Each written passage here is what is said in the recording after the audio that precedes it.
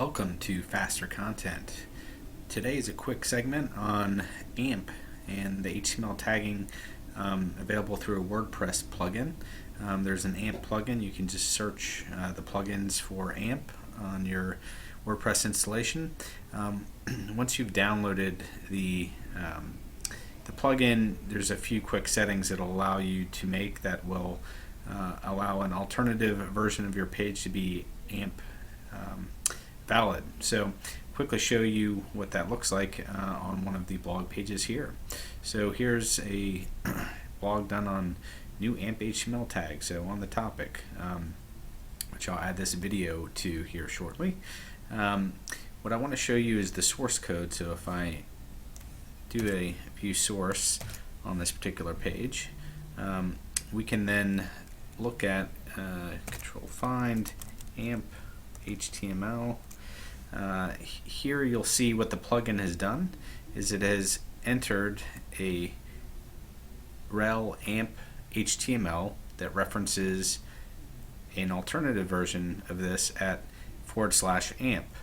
So again, if I go back to this URL, what WordPress has enabled is at this directory the diet version of this page that Google is now going to make available potentially in the future, but not likely anytime soon, within more of their news-oriented search results that seem to be only working through a select number of partners.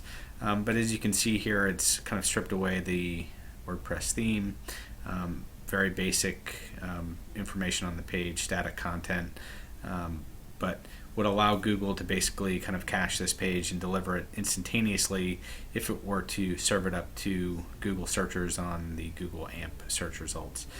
Not likely anytime soon, but doing this for a number of sites currently, like the BBC or the New York Times, I think is a site that is implementing this as well.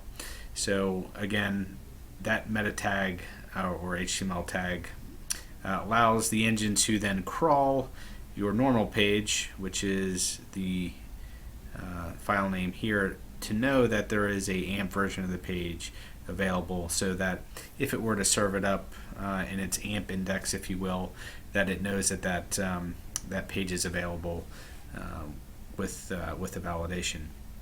Now, to again view if this page is valid under the AMP code, you can use the Chrome Webmaster or Chrome Developer Tools, which I've just done a recent blog on, to confirm as you go into your console part of the Webmaster Tools. So if you click on this tab and you're on the AMP page, you can see that this page is powered by AMP, little lightning bolt HTML version.